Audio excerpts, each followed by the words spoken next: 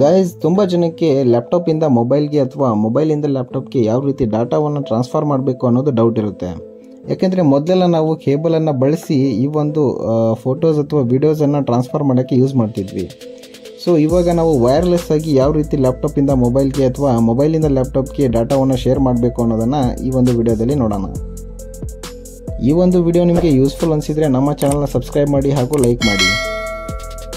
ಮೊದಲಿಗೆ ನಾವು ಈ ಒಂದು ಮೊಬೈಲ್ ಸ್ಕ್ರೀನಲ್ಲಿ ನೋಡ್ತಿರೋ ಹಾಗೆ ನಾವು ಮೊಬೈಲ್ನಲ್ಲಿ ಗೂಗಲ್ ಸ್ಟೋರ್ಗೆ ಹೋಗಿ ಇನ್ಶೇರ್ ಅಂತ ಒಂದು ಆ್ಯಪ್ ಇದೆ.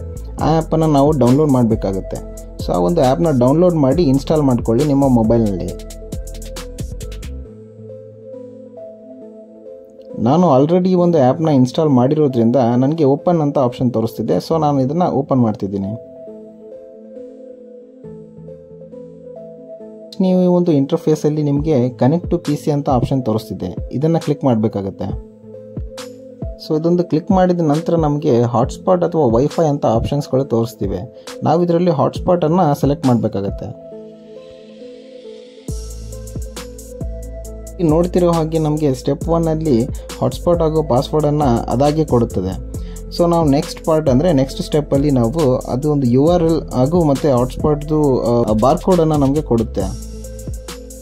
ಸೊ ನಾವೀಗ ನೆಕ್ಸ್ಟ್ ಸ್ಟೆಪ್ಪಲ್ಲಿ ನಮ್ಮ ಲ್ಯಾಪ್ಟಾಪ್ನ ಒಂದು ಯಾವುದಾದ್ರೂ ಬ್ರೌಸರ್ ಓಪನ್ ಮಾಡಿ ಅಲ್ಲಿ ಈ ಒಂದು ಮೇಲ್ಗಡೆ URL ಕೊಟ್ಟಿದ್ದಾರಲ್ಲ ಅದನ್ನು ಕರೆಕ್ಟಾಗಿ ಇಲ್ಲಿ ಫಿಲ್ ಮಾಡಬೇಕಾಗತ್ತೆ. ಅದಕ್ಕಿಂತ ಮುಂಚೆ ನಾವು ಇಲ್ಲಿ ವೈಫೈನ ಕನೆಕ್ಟ್ ಮಾಡಬೇಕಾಗತ್ತೆ. ಸೊ ಇಲ್ಲಿ ನಮಗೆ ಆ್ಯಂಡ್ರಾಯ್ಡ್ ಶೇರ್ 3131 ಅಂತ ನಮಗೆ ಒಂದು ಹಾಟ್ಸ್ಪಾಟ್ ಕಾಣಿಸ್ತಿದೆ ಅಲ್ವಾ. ಸೊ ಅದನ್ನು ನಾವು ಕನೆಕ್ಟ್ ಮಾಡಿ ಅಲ್ಲಿ ನಮ್ಮ ಮೊಬೈಲಲ್ಲೇ ಕೊಟ್ಟಿರುವಂಥ ಒಂದು ಪಾಸ್ವರ್ಡನ್ನು ನಾವಿಲ್ಲಿ ಹಾಕಿ ಕನೆಕ್ಟ್ ಮಾಡಬೇಕಾಗತ್ತೆ.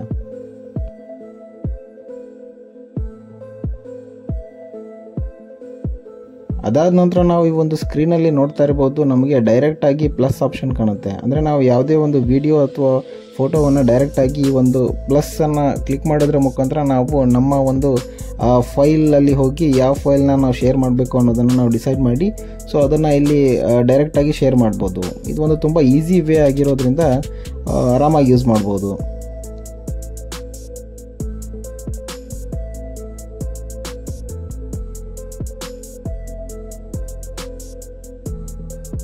ಸೊ ಈ ಒಂದು ಮೆಥಡಲ್ಲಿ ನಾವು ಯಾವುದೇ ಒಂದು USB ಕೇಬಲ್ ಅಥವಾ ಯಾವುದೇ ಒಂದು ವೈರನ್ನು ಯೂಸ್ ಮಾಡ್ದೇ ನಾವು ಫೈಲನ್ನು ಲ್ಯಾಪ್ಟಾಪ್ ಟು PC ಅಥವಾ PC ಟು ಲ್ಯಾಪ್ಟಾಪ್ ನಾವು ಆರಾಮಾಗಿ ಮಾಡ್ಕೊಬೋದು.